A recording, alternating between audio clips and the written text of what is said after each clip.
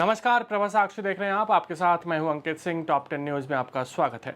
प्रधानमंत्री नरेंद्र मोदी मंगलवार की सुबह पंजाब के आदमपुर वायुसेना केंद्र पहुंचे और वहां वायुसेना के जवानों से बातचीत की।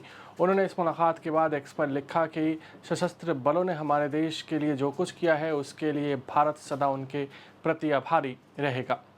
वायुसेना कर्मियों को संबोधित करते हुए प्रधानमंत्री मोदी ने पाकिस्तान प्रायोजित आतंकवाद पर भारत के सख्त रुख को दोहराते हुए कहा कि हम घर में घुस के मारेंगे। उन्होंने कहा कि हम भागने का मौका नहीं देंगे। उन्होंने कहा कि सिर्फ सैन्य कार्रवाई स्थगित की है, फिर दुस्साहस दिखाया तो मुंहतोड़ जवाब देंगे।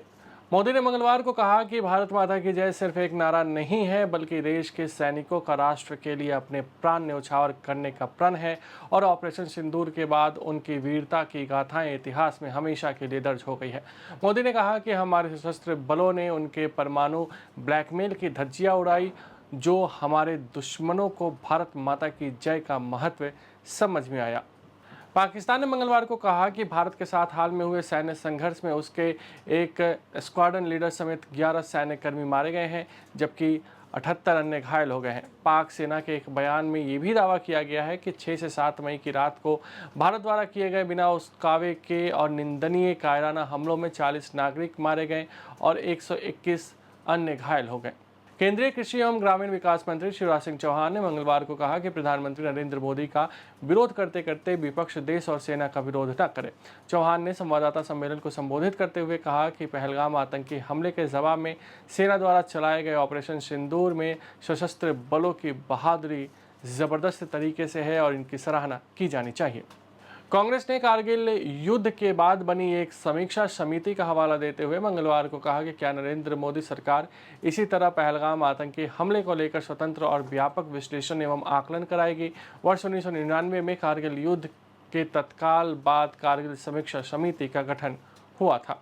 पाकिस्तानी सेना ने कहा कि ऑपरेशन बुनियान ए मरसूस मरका ए हक का हिस्सा था, जो पाकिस्तान में भारतीय हमलों के बाद शुरू हुआ था।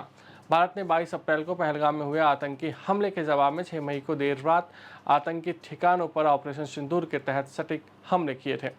उत्तर प्रदेश के मुख्यमंत्री योगी आदित्यनाथ ने प्रधानमंत्री नरेंद्र मोदी के राष्ट्र के नाम संबोधन की सराहना करते हुए इसे आतंक के खिलाफ नए भारत की नीति का स्पष्ट ऐलान बताया। प्रधानमंत्री के भाषण को लेकर योगी आदित्यनाथ ने एक्स पर लिखा कि नरेंद्र मोदी का आज का संबोधन आतंक के खिलाफ नए भारत की नीति का स्पष्ट ऐलान है। मुख्यमंत्री ने ऑपरेशन सिंदूर का जिक्र करते हुए कहा कि ऑपरेशन सिंदूर सिर्फ एक सैन्य कार्रवाई नहीं, ये बहनों बेटियों के सम्मान की रक्षा का संकल्प है। जम्मू कश्मीर के मुख्यमंत्री उमर अब्दुल्ला ने मंगलवार को कहा कि भारत और पाकिस्तान के बीच संघर्ष विराम पर बनी सहमति कायम रहनी चाहिए, क्योंकि सीमावर्ती इलाकों में लोग शांति से रहना चाहते हैं। उन्होंने कहा कि हम सभी चाहते हैं कि संघर्ष विराम बरकरार रहे। यहाँ से दूर नोएडा और मुंबई में बैठे टीवी चैनलों के कुछ एंकर्स ही संघर्ष विराम को पसंद नहीं करते हैं। राष्ट्रीय जनता दल के नेता तेजस्वी यादव ने भारतीय जनता पार्टी द्वारा घोषित 10 दिवसीय तिरंगा यात्रा के प्रति नाराजगी जताते हुए मंगलवार को कहा कि सशस्त्र बलों को कभी भी राजनीति में नहीं घसीटा जाना चाहिए। बिहार के पूर्व उप मुख्यमंत्री ने कहा कि मुझे सशस्त्र बलों पर गर्व है, जिन्होंने पाकिस्तान को करारा जवाब दिया, लेकिन मैं श्रेय लेने की राजनीति के खिलाफ हूँ। अगर आप भी लेना चाहते हैं देश दुनिया की तमाम जानकारी, तो आज ही सब्सक्राइब करें हमारे चैनल को।